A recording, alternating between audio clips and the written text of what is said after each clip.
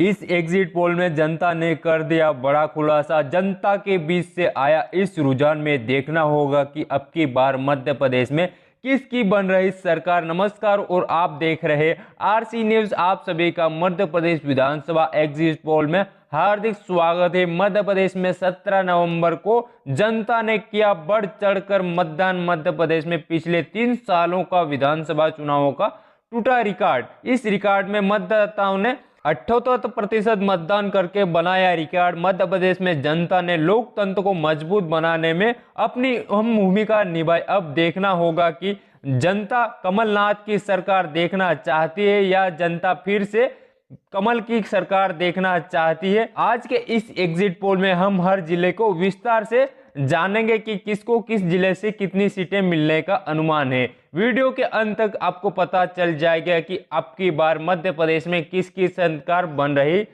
तो चलिए शुरू करते हैं, देखते हैं। लेकिन उससे पहले आप हमें अपनी राय कमेंट करके जरूर बताएं, आप मध्य प्रदेश में किसकी सरकार देखना चाहते हैं, क्योंकि जनता की राय लोकतंत्र को मजबूत बनाने में अपनी अहम भूमिका निभाती है। इसलिए अपनी राय हमें अवश्य दे। तो बने रहे हमारे साथ। तो चलिए शुरू करते हैं और देखते हैं सबसे पहला जिला।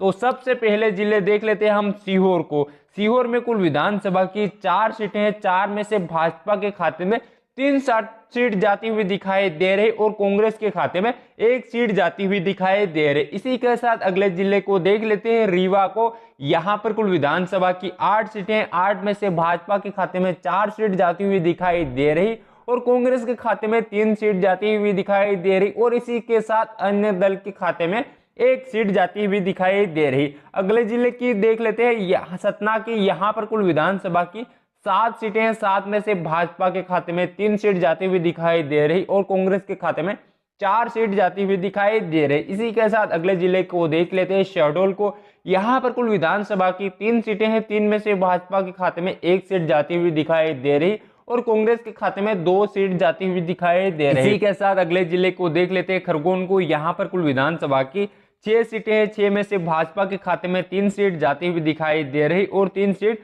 कांग्रेस के खाते में जाती हुई दिखाई दे रही। खरगोन में भाजपा और कांग्रेस के बीच में कांटे की टक्कर देखी जा सकती है। इसी के साथ अगले जिले की ओर बढ़ते हैं, सीधी जिले की बात करते हैं। यहाँ पर कुल विधानसभा की 4 सीटें हैं। 4 में से भाजपा के खाते में 1 सीट जाती हुई दिखाई दे रही और कांग्रेस के खाते में 3 सीट जाती हुई दिखाई दे रही। इसी के साथ अगले जिले को देख लेते हैं, बालाघाट को। यहाँ पर कुल विधानसभा की 6 सीटें हैं। 6 में से भाजपा के खाते में 3 सीट जाती हुई दिखाई दे रही और 3 सीट कांग्रेस के खाते में जाती हुई दिखाई दे रही। बालाघाट में कांग्रेस और भाजपा के बीच में कांटे की टक्कर देखी जा सकती है। इसी के साथ अगले जिले को देख लेते हैं, सिवनी को। यहाँ पर कुल विधानसभा की 4 सीटें हैं। 4 में से भाजपा के खाते में 3 सीट जाती हुई दिखाई दे रही और कांग्रेस के खाते में 1 सीट जाती हुई दिखाई दे रही। इसी के साथ अगले जिले को देख लेते हैं, छिंदवाड़ा को। यहाँ पर कुल विधानसभा की 7 सीटें हैं। 7 में से भाजपा के खाते में 1 सीट जाती हुई दिखाई दे रही और कांग्रेस के खाते में 6 सीट जाती हुई दिखाई दे रही। अगले जिले को देख लेते हैं, मंडला को। यहाँ पर कुल विधानसभा की 5 सीटें हैं। 5 में से भाजपा के खाते में 2 सीट जाती हुई दिखाई दे रही और कांग्रेस के खाते में 3 सीट जाती हुई दिखाई दे रही। अगला जिला देख लेते हैं, खंडवा। यहाँ पर कुल विधानसभा की 4 सीटें हैं। 4 में से भाजपा के खाते में 1 सीट जाती हुई दिखाई दे रही और कांग्रेस के खाते में 3 सीट जाती हुई दिखाई दे रही।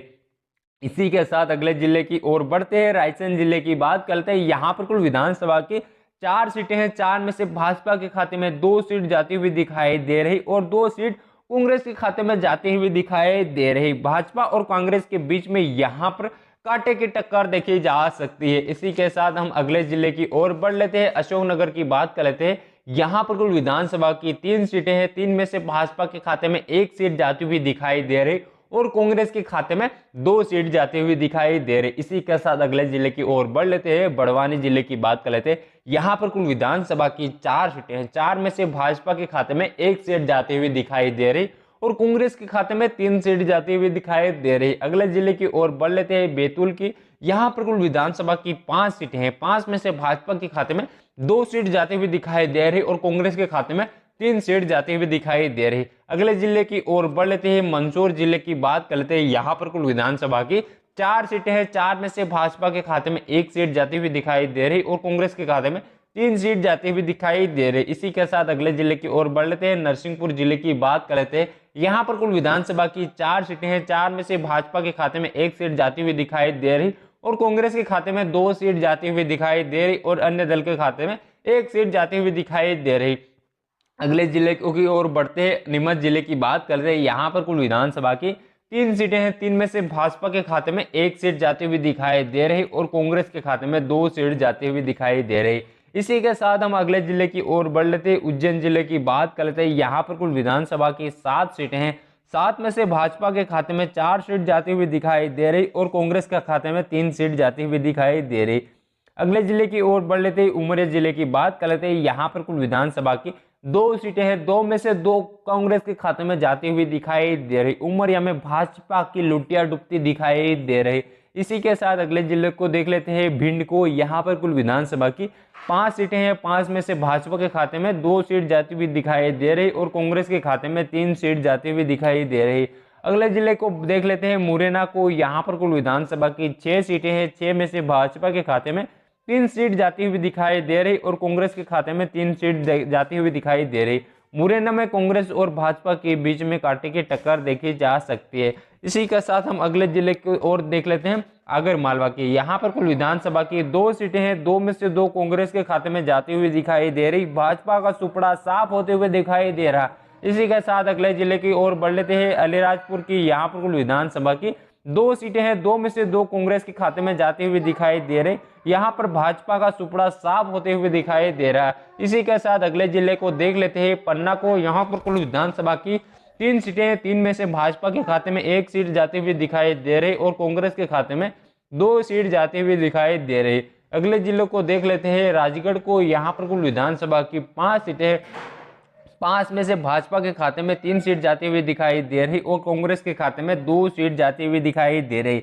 इसी के साथ अगले जिले को देख लेते हैं, रतलाम को। यहाँ पर कुल विधानसभा की 5 सीटें हैं, 5 में से भाजपा के खाते में 2 सीट जाती हुई दिखाई दे रही और कांग्रेस के खाते में 3 सीट जाती हुई दिखाई दे रहे। अगले जिलों को देख लेते हैं, सागर को। यहाँ पर कुल विधानसभा की 8 सीटें हैं, 8 में से भाजपा के खाते में 3 सीट जाती हुई दिखाई दे रही और कांग्रेस के खाते में 4 सीट जाती हुई दिखाई दे रही और अन्य दल के खाते में 1 सीट जाती हुई दिखाई दे रही।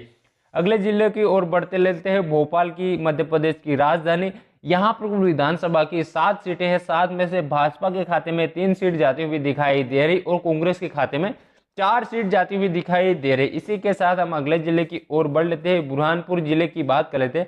यहाँ पर कुल विधानसभा की 2 सीटें हैं, 2 में से 2 कांग्रेस के खाते में जाती हुई दिखाई दे रही। भाजपा का सुपड़ा साफ होते दिखाई दे रहा।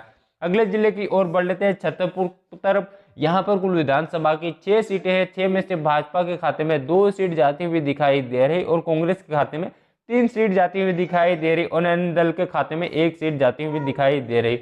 इसी के साथ हम अगले जिले की देख लेते हैं, दमोह की। यहाँ पर कुल विधानसभा की 4 सीटें हैं, 4 में से भाजपा के खाते में 2 सीट जाती हुई दिखाई दे रही और कांग्रेस के खाते में 2 सीट जाती हुई दिखाई दे रही। इसी के साथ हम अगले जिले की ओर बढ़ लेते हैं, दतिया जिले की बात कर लेते हैं। यहाँ पर कुल विधानसभा की 3 सीटें हैं, 3 में से भाजपा के खाते में 2 सीट जाती हुई दिखाई दे रही और कांग्रेस के खाते में 1 सीट जाती हुई दिखाई दे रही।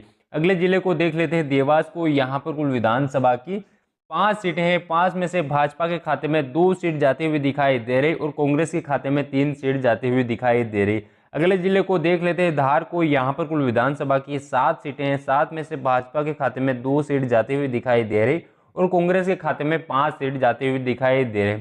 अगले जिलों को देख लेते हैं, डिंडोरी को। यहाँ पर कुल विधानसभा की 2 सीटें हैं, 2 में से भाजपा के खाते में 1 सीट जाती हुई दिखाई दे रही और कांग्रेस के खाते में 1 सीट जाती हुई दिखाई दे रही। अगले जिलों को देख लेते हैं, शिवपुरी को। यहाँ पर कुल विधानसभा की 5 सीटें हैं, 5 में से भाजपा के खाते में 2 सीट जाती हुई दिखाई दे रही और कांग्रेस के खाते में 3 सीट जाती हुई दिखाई दे रही। अगले जिले को देख लेते हैं, सिंगरौली को। यहाँ पर कुल विधानसभा की 3 सीटें हैं, 3 में से भाजपा के खाते में 1 सीट जाती हुई दिखाई दे रही और कांग्रेस के खाते में 2 सीट जाती हुई दिखाई दे रही। अगले जिले को देख लेते हैं, टीकमगढ़ को। यहाँ पर कुल विधानसभा की 5 सीटें हैं, 5 में से भाजपा के खाते में 2 सीट जाती हुई दिखाई दे रही और कांग्रेस के खाते में 3 सीट जाती हुई दिखाई दे रही। अगले जिले को देख लेते हैं, विदिशा को। यहाँ पर कुल विधानसभा की 5 सीटें हैं, 5 में से भाजपा के खाते में 3 सीट जाती हुई दिखाई दे रही और कांग्रेस के खाते में 2 सीट जाती हुई दिखाई दे रही। अगला जिला देख लेते हैं, सोमपुर को। यहाँ पर कुल विधानसभा की 2 सीटें हैं, 2 में से भाजपा के खाते में 1 सीट जाती हुई दिखाई दे रही और कांग्रेस के खाते में 1 सीट जाती हुई दिखाई दे रही। अगले जिले को देख लेते हैं, गुना को। यहाँ पर कुल विधानसभा की 4 सीटें, 4 में से भाजपा के खाते में 1 सीट जाती हुई दिखाई दे रही और कांग्रेस के खाते में 3 सीट जाती हुई दिखाई दे रही। अगले जिलों को देख लेते हैं, अनूपपुर को। यहाँ पर कुल विधानसभा की 3 सीटें हैं, 3 में से भाजपा के खाते में 2 सीट जाती हुई दिखाई दे रही और कांग्रेस के खाते में 1 सीट जाती हुई दिखाई दे रही।